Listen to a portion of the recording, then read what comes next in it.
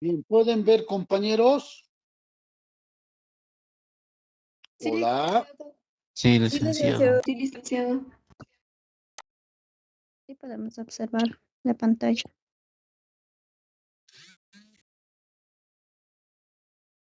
¿Se ve bien?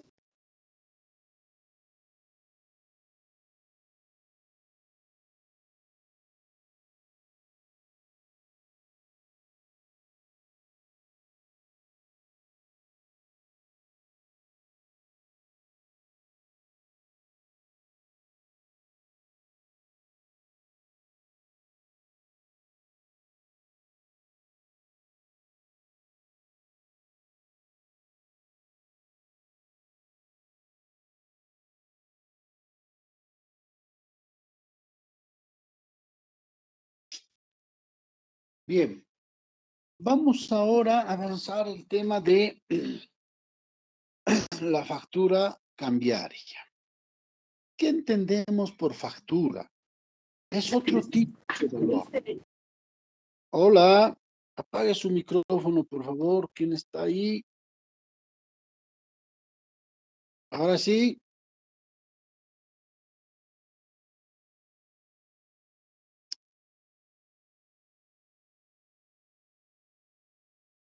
Ya, entonces decíamos que la factura cambiaria también es un título valor, ¿no?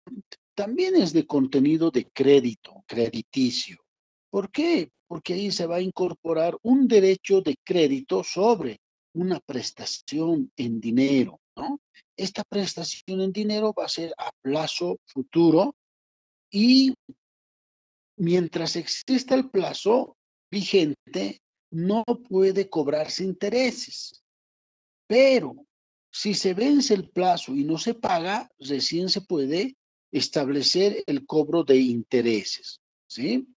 Entonces, miren, esta factura también está dentro de la actividad comercial. Ahora, ¿qué personas intervienen en la factura? Primero, el librador o el beneficiario.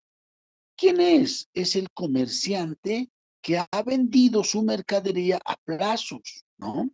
Y lógicamente se establece en una factura cambiaria la venta de esta mercadería y se da, diremos, un plazo para que el comprador pueda pagar por el precio de la mercadería. Un primer detalle. Un segundo detalle es el comprador, el que participa en esta factura cambiaria. ¿Quién es el comprador? Puede ser una persona natural, común y corriente, puede ser una persona jurídica, que quiere decir una sociedad o cualquier otro grupo, que le va a comprar la mercadería, pero le va a comprar a plazos, a un plazo determinado, ¿no? Y todo esto se debe aceptar en la factura cambiaria. Todo esto se debe establecer en la factura donde participa el librador, que es el vendedor, el comprador, que es el que va, digamos, a adquirir la mercadería, y de manera excepcional puede participar el endosante, que es el beneficiario. El endosante, ¿qué quiere decir eso? Que el endosante, si no puede cobrar esta factura cambiaria, lo puede endosar a un tercero, ¿sí? Para que esta tercera persona sea, diremos, la que se va a beneficiar y la que va a ejecutar el cobro. Por eso se habla de un endosatario. El endosatario es quien recibe el beneficio que le da el librador, el vendedor. ¿Para qué? Para que él, tomando posesión de este documento, de esta factura cambiaria, pueda, diremos, convertirse en el beneficiario y poder cobrar el monto de la mercadería. Entonces, miren ustedes, cuando uno realiza estas actividades comerciales, no muchas veces uno puede comprar en efectivo la mercadería, sino uno puede comprar a plazos, porque acá se puede hacer, digamos, la venta de grandes cantidades de mercadería. Por eso es que en el comercio se dice venta de mayor o menor cantidad, ¿no? Unos se dedican a vender por mayor cantidad, otros se dedican a vender por menor cantidad. Y cuando se trata de cantidades significativas, entonces muchas veces no es posible comprar en efectivo y se utiliza esta forma legal comercial de hacer la compra a plazos y como resultado de ello se firma una factura cambiaria donde debe cumplir los siguientes requisitos. Aquí está, por ejemplo, los requisitos. ¿Cuáles son los requisitos? Aquí tenemos, primero, como todos los documentos, títulos, valores, debe tener la mención, la palabra factura cambiaria, de compra-venta, ¿no? Ahí está la compra de la mercadería y la venta de esa mercadería. Entonces, acá vemos un primer requisito.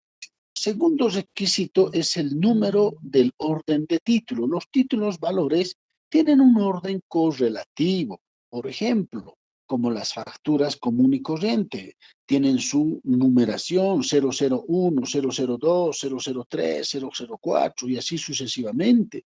Entonces se debe tener ese número. Luego, un tercer requisito es el nombre y domicilio del comprador. O sea, ahí se tiene que establecer todas las generales posibles del comprador, ¿no? Y su domicilio, dónde vive, ¿no? Dónde vive para efectos del cobro, para efectos del cobro si es que este no cumple el pago en el plazo que se ha establecido en la factura cambiaria. También aquí se debe establecer la denominación y las características principales que identifican la mercadería vendida. ¿Sí? Se debe dejar constancia de la entrega física y material de la mercadería en la factura cambiaria. Si yo te vendo 100 computadoras, tengo que especificar, pues, ¿no? ¿Qué características tienen estas computadoras? ¿Son HP? ¿Son laptop? ¿Qué son? ¿No? ¿Cuánto de memoria? ¿Qué capacidad? ¿Su disco duro? Entonces, señalaré las características principales que puedan identificar con precisión la mercadería. Si yo te voy a vender ropa, te diré pues ropa de varón, de niño, de jóvenes, de adultos, qué tipo de ropa, pantalones, de qué clase, ¿no? De camisas, entonces tendré que identificar. Lo propio en cualquier otro producto que entra al mercado de la comercialización. Pero no solamente se debe identificar la mercadería, sino que también se debe hacer constar de que se está entregando, o sea, se está haciendo una entrega real al comprador de la mercadería, se está entregando materialmente, ¿sí? Entonces, acá vemos que esta persona tiene que dejar constancia de que sí ha recibido la mercadería. Pero también acá se debe establecer, por ejemplo, se debe establecer el precio unitario y el precio total de toda la mercadería. Si cada computadora vale a $100, entonces diré cada computadora tiene el costo de $100 y por la totalidad haré diremos, la sumatoria. Si hablamos de 100 computadoras y cada una vale a $100, ¿cuánto será el total? ¿Cuánto será? A ver, ¿quién puede decir? ¿Cuánto será? Fácil, ¿no? ¿Cuánto será?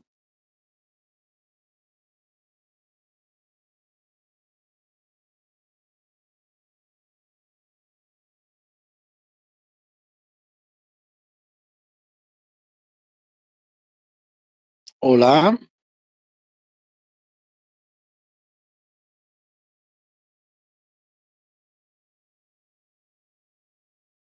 hola, Se escucha, Liz. ¿cuánto será? Es la pregunta. Nadie me responde, tan sencillo.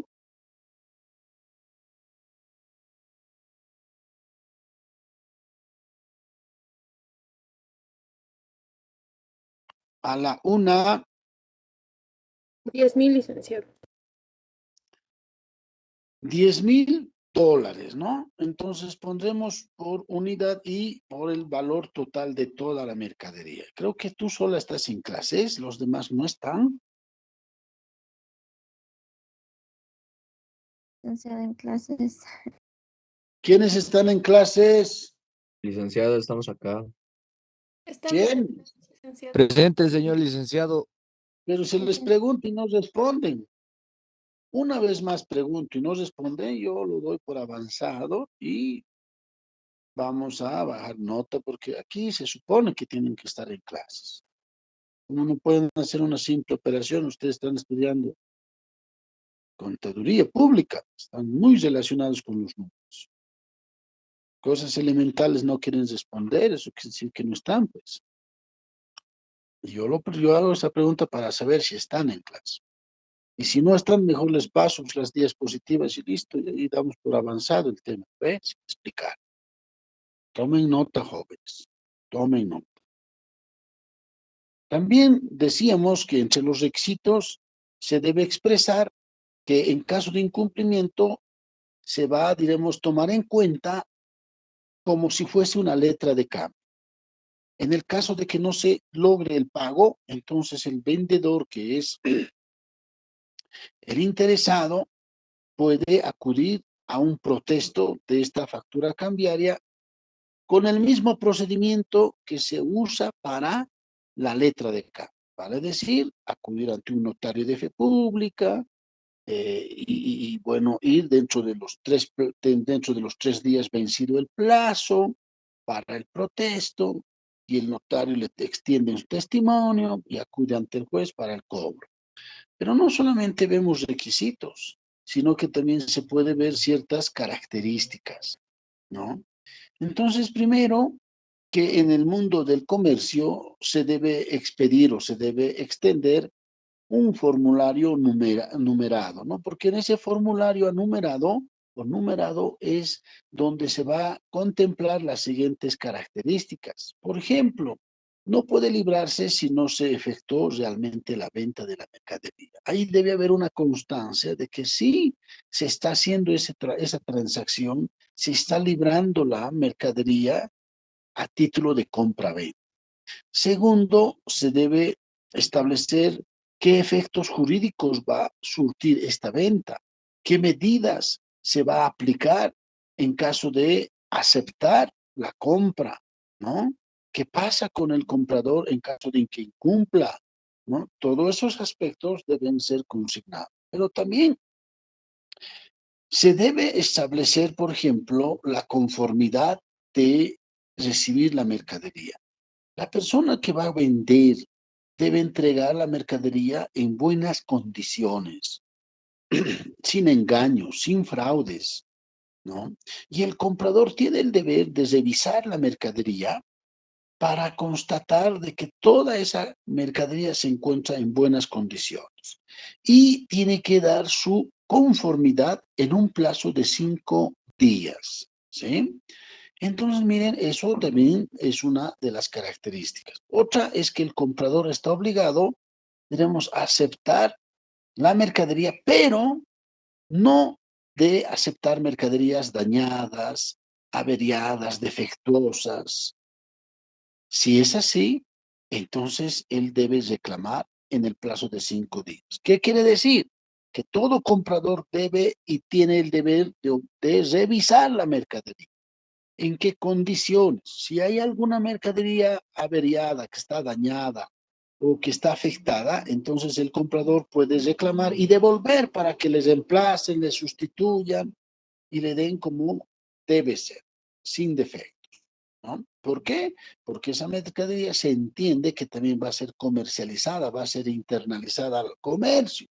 Y si vendemos productos arruinados, defectuosos, el reclamo va a ser para el comprador. Entonces, para eso se establece un plazo para poder hacer los reclamos de la mercadería. Ahora, ¿qué acciones legales o judiciales se va a implementar cuando se incumpla en el plazo de pago? Les decíamos que este título valor tiene las mismas características para su cobro que la letra de cambio. Les decía que si se ha vencido el plazo, tiene 3 días, vencido el plazo, 3 días hábiles, ¿para qué? Para que el vendedor pueda protestar esta factura cambiaria. Acudirá ante un notario de fe pública y el notario notificará al comprador indicándole que debe pagar ese monto. Caso contrario, se está protestando esta factura cambiaria.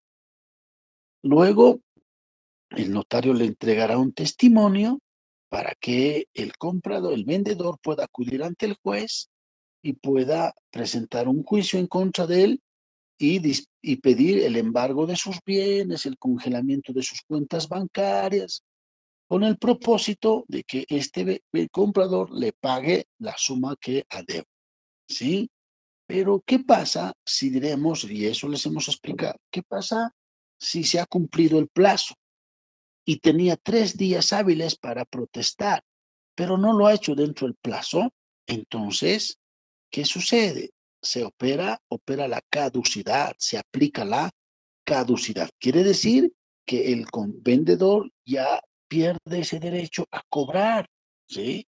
Pierde ese derecho a exigir. ¿Por qué? Porque no ha cumplido el protesto dentro del plazo. Por eso este plazo es fatal e importante, que se debe cumplir porque está establecido en la ley. Pero también puede darse el caso de que el vendedor ha protestado esta factura cambiaria, ¿sí? Cumpliendo con los plazos, con los requisitos, con las formalidades, pero, sin embargo, una vez protestado, no lo ha presentado al juez, no ha hecho prevalecer el juicio para cobrar, lo ha dejado y han transcurrido 3 años, entonces también este derecho prescribe.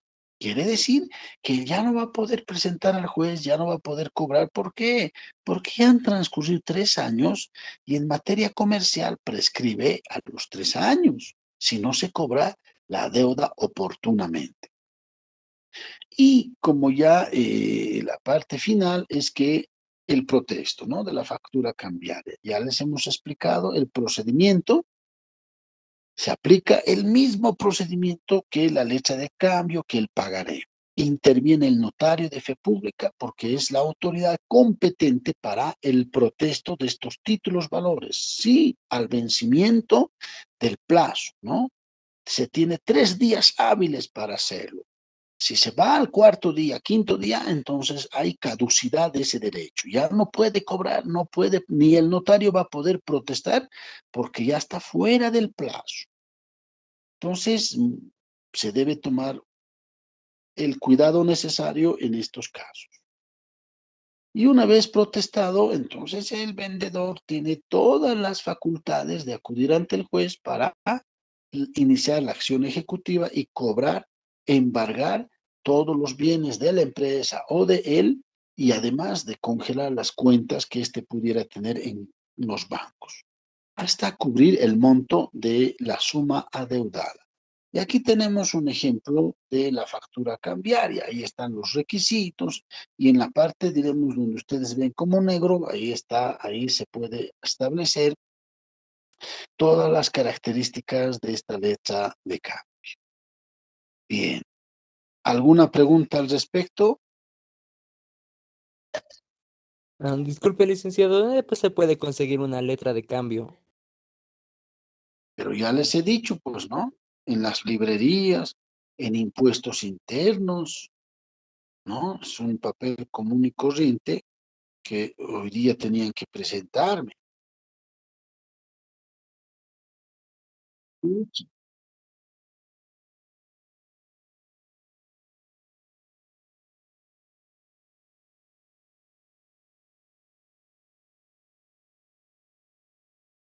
Ya, ¿quiénes quieren viajar? Ahí está Yango, ofreciendo el viaje al curso. Ya, ¿me están escuchando?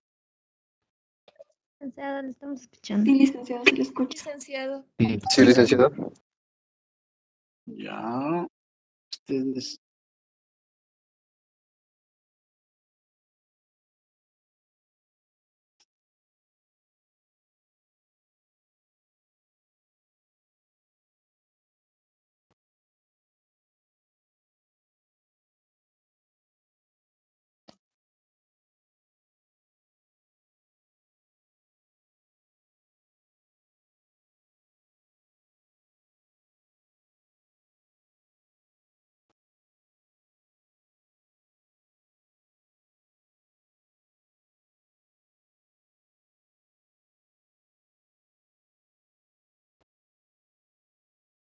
¿Pueden ver la diapositiva?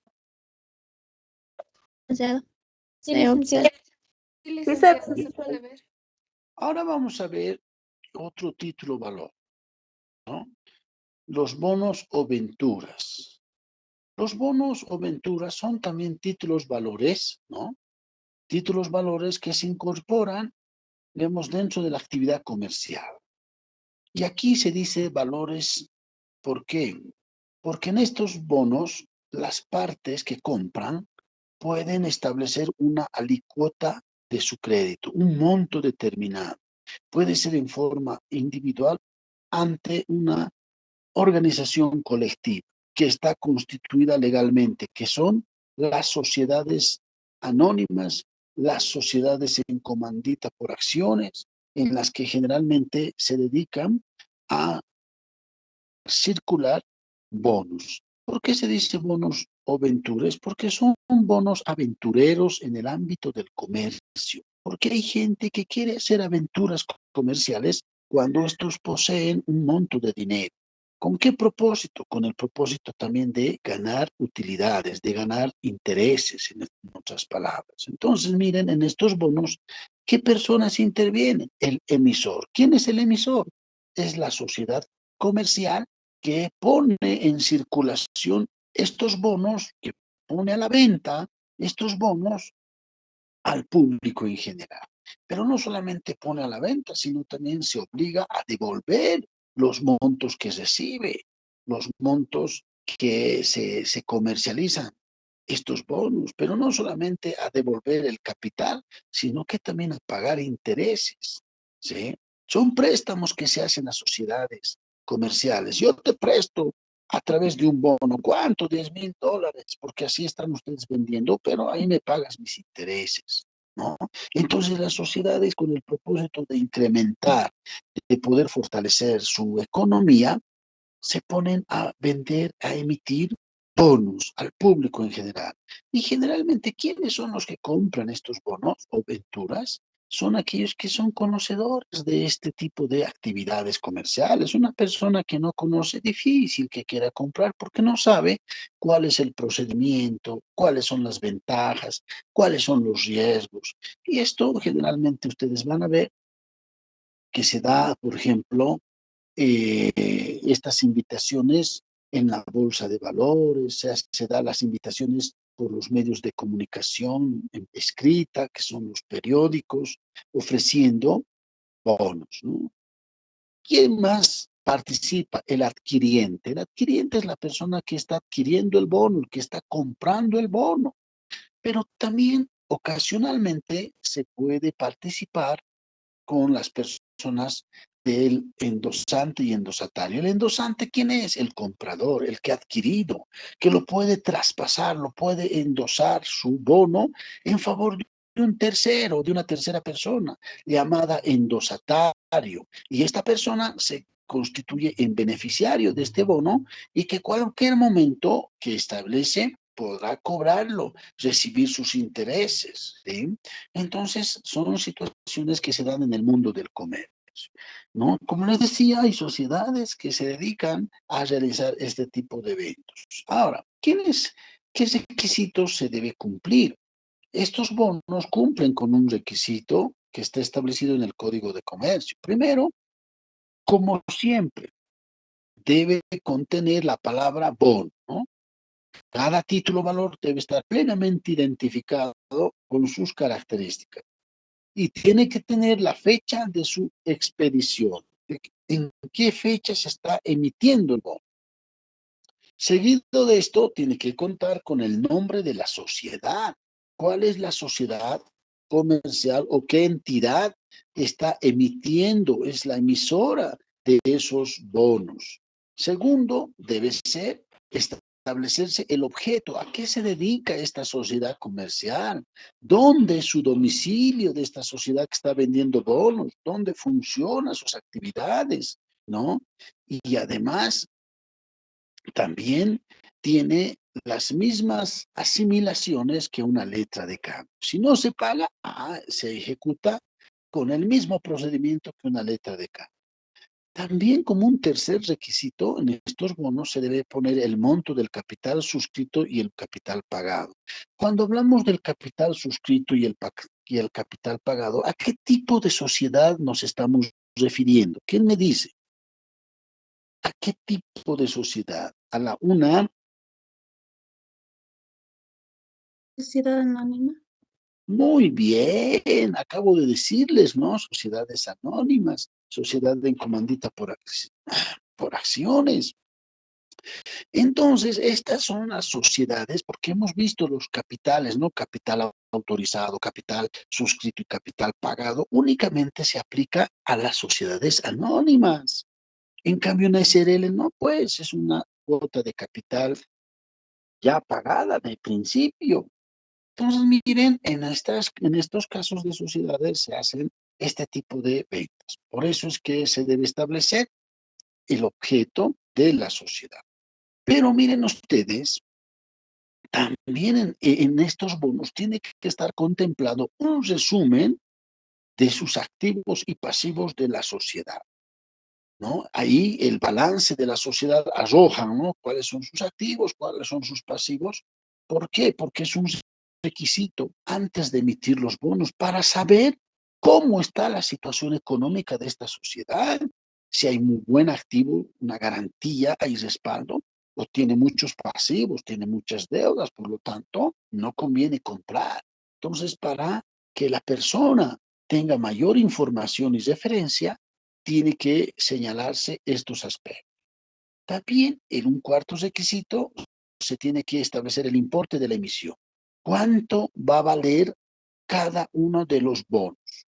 Pero además de establecer el importe, tiene que señalarse el número nominal de los bonos, ¿no? ¿Cuántos bonos vamos a vender? ¿Cuántos? No se puede vender de manera ilimitada, tiene que haber un límite y este límite tiene que estar respaldada por su capital autorizado. Entonces ahí el número, la serie de los bonos. Y también se debe establecer el tipo de interés. ¿Qué interés les vamos a pagar? ¿El 1% mensual? ¿El 1.5%? ¿El 2%? ¿El 3%? Se tiene que establecer, ¿sí? También se debe establecer en estos bonos la indicación de la cantidad efectivamente recibida por la sociedad creadora, ¿sí? En caso de que se va, debemos emitir los bonos, se tiene que, ya les decía, qué cantidad efectiva va a necesitar la venta, ¿no? Y también se debe establecer, ¿no? Que el pago de estas comisiones, de estos montos que recibe, también se debe formular el lugar y el plazo para que se pueda realizar estos préstamos. Sin embargo, miren, no es permitido que se vendan bonos que sobrepasen sobre el capital autorizado. En una sociedad comercial hay tres tipos de capital: el autorizado, el pagado y el suscrito. ¿Ve? El autorizado es el máximo. Si ponemos a 200.000, es el máximo. El suscrito, 100.000. El pagado, 50.000. Entonces, ¿hasta cuánto podemos vender? No podemos pasar los 200.000, porque ese es el monto tope. Pero si queremos vender y que excede a los 300, 400.000, no, ya estamos saliendo de los requisitos que exige la ley. Ya suena a estafa, suena a engaño, ¿no? Porque no se puede vender ni gastar algo que uno no tiene, ¿entiende? No puedes gastar más de lo que no tienes. No puedes comprar más de lo que no tienes con el dinero, ¿ve? Entonces se trata de esos aspectos. También se tiene que indicar, por ejemplo, aquí en el inciso 7, la forma y el lugar de pago, hemos dicho. ¿Cuándo se va a pagar y dónde se va a pagar? ¿Cuánto de interés se va a pagar? ¿No? Su capital y su interés. También se debe establecer la garantía específica. ¿Con qué garantiza la empresa, la sociedad, a los compradores de los bonos? ¿Con qué? Con nuestros activos. En sus activos puede haber una casa, un bien mueble que está registrado en derechos reales, entonces ellos pueden decir, sí, nosotros garantizamos la devolución del capital que ustedes están aportando o la compra de estos bonos y el pago de sus intereses con estos bienes de la sociedad. Aquí está el folio real del bien inmueble, de los vehículos, entonces todo lo que se tenga como patrimonio de la sociedad constituye una garantía. ¿A quiénes? A los compradores de estos bonos, ¿sí?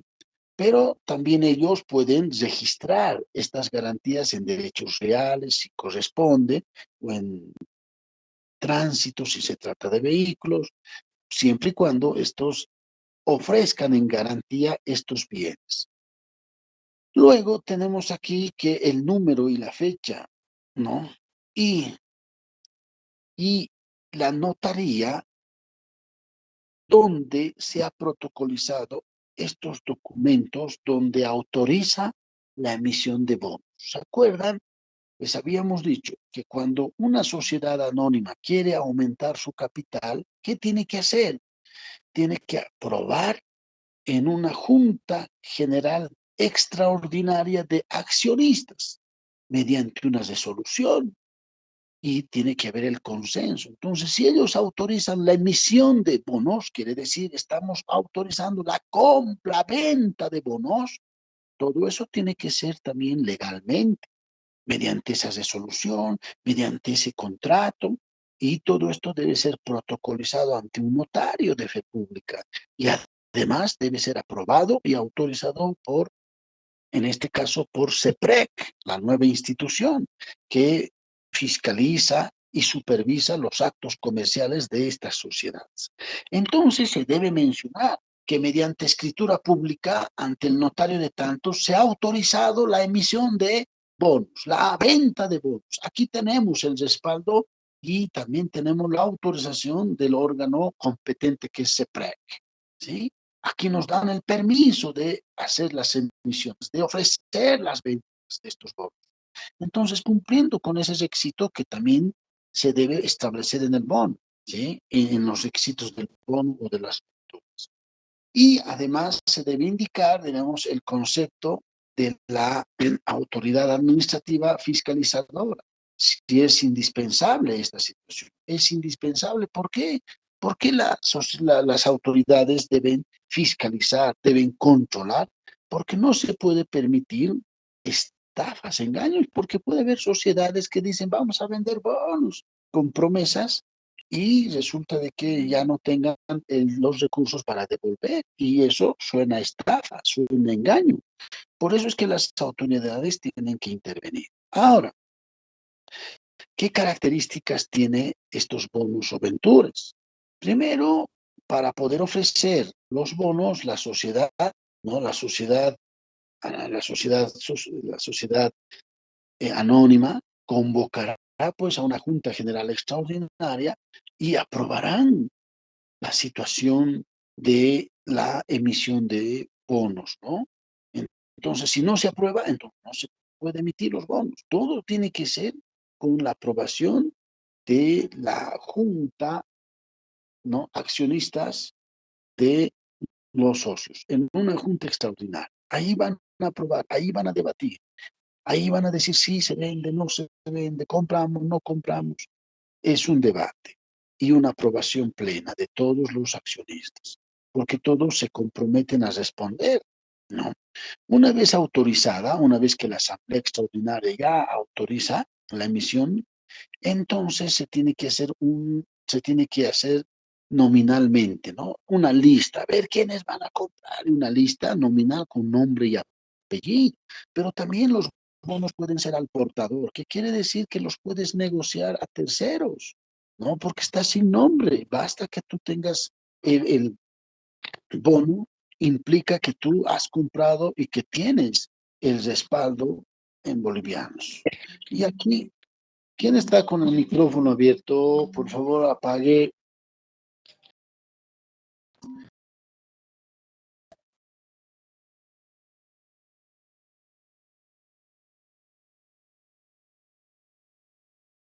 Bien, También decíamos que entre las características podemos observar que el valor de las emisiones de la venta de los bonos, quiere decir, no va a exceder ni va a sobrepasar, ¿no?, el capital autorizado que tiene la sociedad y incluso sus reservas que tiene, ¿no? Porque toda sociedad debe tener sus reservas. No puede comprarse o venderse más de lo que no tiene la sociedad. Ahora, una vez estos emitidos estos bonos, se deben inscribir, se deben registrar estos bonos en el Servicio Nacional de Registro de Comercio para que se estén bien resguardados. ¿Por qué? Porque muchas veces se garantiza con bienes inmuebles, entonces se puede registrar en derechos reales, se puede inscribir para efectos de tener una garantía real. Los bonos no es nada más que préstamos que se hacen a estas sociedades a cambio de un interés. ¿Entiende? A cambio de un... ¿Por qué? Porque la sociedad necesita mayor capital para emprender, para continuar con sus actividades. Ahora, hay beneficios para aquellos que compran. Estos beneficios son algunas motivaciones que hacen las sociedades. Por ejemplo, pueden hacer atractivos, pueden realizar, digamos, políticas de marketing para que la gente pueda comprar, ¿no?, con mayor rapidez. Este tipo de incentivos es que hay la posibilidad de que se les pueda de establecer, por ejemplo, los bonos que se van a, digamos, vender en un plazo determinado. Las personas que van a comprar estos bonos pueden ser preferentes en el sentido de que los que compran, digamos, de tal fecha a tal fecha, van a tener la preferencia de convertir esos bonos en accionistas. Ya no solamente van a ser compradores de bonos, sino pueden pasar a ser accionistas. ¿Cuántos quieren formar parte de esta sociedad? Y muchos pueden decir, sí, yo quiero, yo quiero. ¿Por qué? Porque participar como accionista es mucho más ventajoso que comprar un bono. Esas iniciativas, esos atractivos que pueden lanzar las sociedades para que la gente pueda comprar en el plazo más corto posible, ¿sí? O también se puede dar, digamos, que la sociedad emisora, la sociedad que va a vender, también puede decir, se va, digamos, a hacer sorteos para aquellos que quieran comprar bonos en estos plazos, les vamos a hacer un sorteo para que se adjudiquen, digamos, algún premio anticipado, ¿no? Pueden ser premios económicos, incentivos. Eso implica, diremos, promover, incentivar la compra de estos bonos a la brevedad posible, en los plazos que ellos fijan, y como señal de esa compra, les dan ventajas, les dan beneficios, ¿sí? Luego vemos que también, por ejemplo, en la asamblea, diremos, todos aquellos que han comprado bonos pueden conformar una asamblea, se llama asamblea de tenedores de bonos o compradores de bonos. Y en esta asamblea pueden nombrar su representación, que es al margen de los accionistas. Los accionistas ya son socios. En cambio, los compradores de bonos simplemente son, digamos, compradores que han prestado un monto de dinero a cambio de un interés. Pero estos pueden nombrar su representante. ¿Para qué? Para que su representante pueda participar de las asambleas de los socios, ya sea asambleas generales, extraordinarias de accionistas, donde van a poder supervisar, hacer el seguimiento de sus inversiones, a fin de que ellos estén al tanto y tengan toda la información respecto a sus intereses económicos. Por eso es que pueden nombrar a su representante, ¿no?, para que estos hagan una gestión en nombre de todos los compradores de bonos. Y a él, claro, a estos representantes se les debe pagar una remuneración por el tiempo, la dedicación que estos diremos, van a dedicarse. Ahora, ¿qué sucede, diremos, si no se cumple en el plazo la devolución del monto y los pagos de intereses? Si la empresa, la sociedad no les devuelve en el plazo que se ha convenido, ¿no?, y los intereses. Entonces, ¿qué sucede? Sucede que esta persona que tiene un bono puede acudir ante el órgano jurisdiccional para cobrar su deuda. ¿Y cómo debe proceder? Al igual que la letra de cambio. Este bono prácticamente es ejecutable, es un título valor, tiene fuerza ejecutiva, ¿sí? Y no necesita, diremos, que este documento sea dudable. Nadie puede dudar. Entonces, acá él va a poder acudir directamente ante el juez con este título valor para pedir la ejecución, el embargo, el congelar las cuentas de la sociedad para que le paguen tanto el capital como el interés. Y aquí tenemos, por ejemplo, si es que este ha vencido el plazo y no ha cobrado oportunamente, entonces miren, aquí prescribe a los 10 años, computables desde la fecha de su inicio. Entonces, miren ustedes que es tan diferente este bono. Y aquí tenemos un bono que les voy mostrando. Ese es el bono como ejemplo para que ustedes vean qué características tiene. Así como ven un papel común y corriente, pero ¿qué es lo que vale? El contenido, ¿no? De estos bonos. ¿Por qué están autorizados, respaldados por el Código de Comercio y tienen toda la validez legal? Si esto se presenta al juez, el juez no puede dudar, sino el juez va a aplicar lo que dice la ley con relación a estos bonos. Entonces, miren, compañeros, tenemos esta forma de realizar los títulos valores. ¿Hay alguna pregunta al respecto?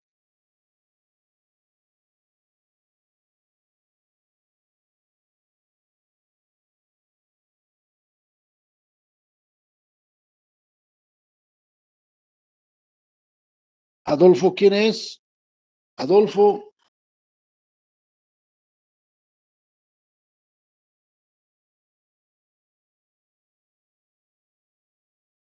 ¿Me han escuchado, compañeros? Sí, licenciado. Bien, ¿alguna pregunta al respecto?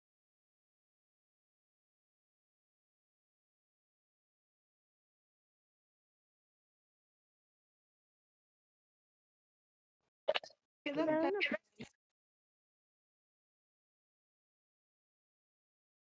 Disculpe, licenciado. Licenciado. Adelante, adelante. Disculpe, tengo una duda. ¿Cuál es la diferencia en una letra, entre una letra de cambio y una boleta de garantía?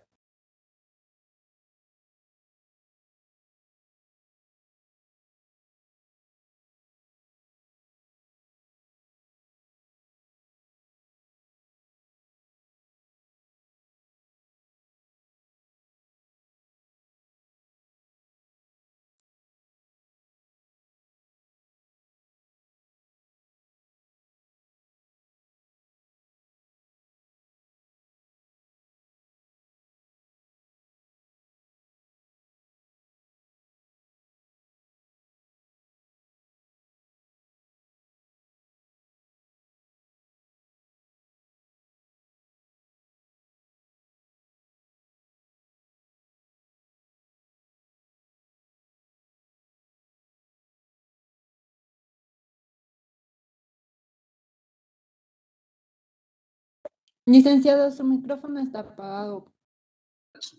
Ya. Bien, Fucha. A ver, el título valor, por ejemplo, la letra de garantía, el título valor, decimos que son los que les hemos señalado. La letra de cambio es un título valor. En cambio, la boleta de garantía no es un título valor. Como su nombre dice, es para garantizar una ejecución. Un ejemplo, si una institución pública saca una licitación para construir una unidad educativa o un puente o una carretera o cualquier obra pública, entonces la empresa que se adjudica esta obra tiene que ofrecer una boleta de garantía. ¿Para qué sirve eso? Para que la empresa que va a construir esa unidad educativa o ese camino presenta un cronograma de actividades. De tal fecha a tal fecha vamos a hacer los cimientos. De tal fecha a tal fecha vamos a hacer la obra bruta. De tal fecha a tal fecha vamos a hacer la obra fin. Y así sucesivamente. Si falla en uno de estos cronogramas de trabajo, eso constituye un perjuicio a la institución pública. Por lo tanto, por su incumplimiento se ejecuta la boleta de garantía. Esa boleta de garantía, ¿qué representa? Que la empresa debe tener un depósito en un banco por un monto determinado y que pone a disposición de la empresa que le ha contratado o de la institución pública. ¿Para qué? Para que en caso de incumplimiento al contrato y les ocasione perjuicios, entonces esos daños van a ser cubiertos por la boleta de garantía, por el monto que esté establecido. Entonces, eso no es un título de valor, directamente se ejecuta, va y se ejecuta el monto y listo. Entonces, esa es la diferencia entre una letra de cambio y una boleta de garantía. Bien, ¿alguna otra pregunta?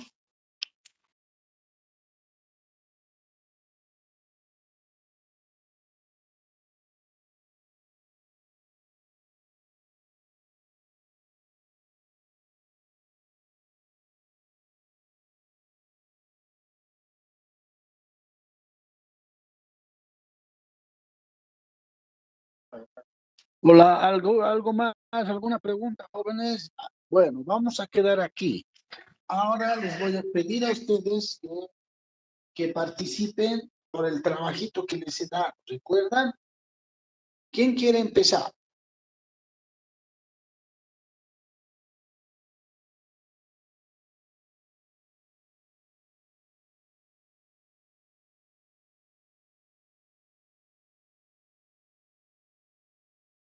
¿Nadie?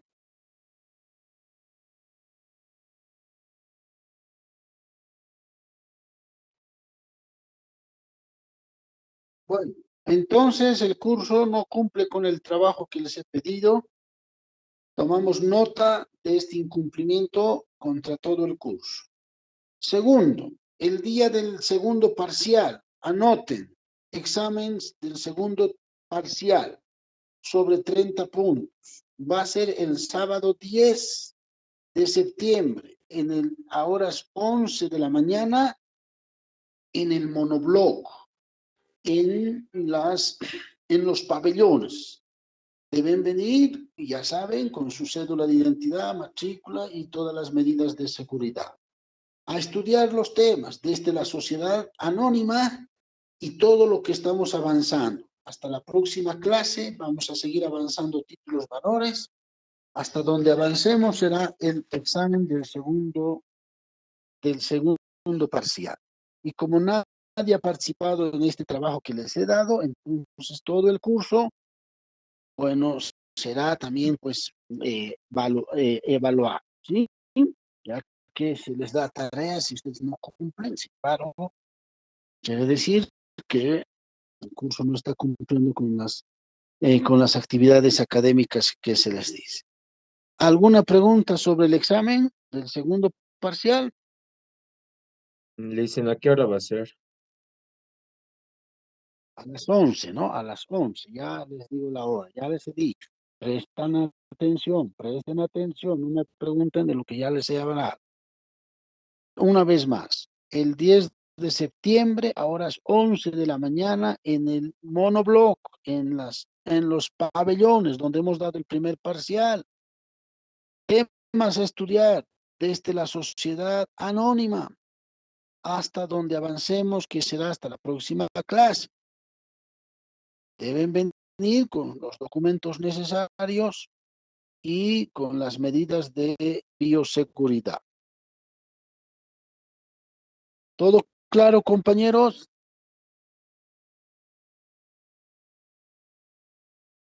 Paralelo licenciado. A. ¿Todo claro? Sí, Muy licenciado. bien. Sí, Se toma licenciado. nota, ya se toma nota al paralelo A de no haber cumplido con la tarea que les he encomendado en la anterior clase. Estoy tomando nota. Nadie ha podido participar. Muy bien, nos vemos la próxima clase. Que tengan un buen fin de semana. Hasta la próxima clase. Licenciado, perdón, antes que termine de concluir la clase, ¿Usted cree que exista la posibilidad de que podamos presentar el trabajo hasta la próxima clase? No, el trabajo no se presenta, el trabajo se hace en clase, ¿no? Yo no necesito Licenciado. trabajos escritos, que participen en clases, lo que yo siempre les he pedido.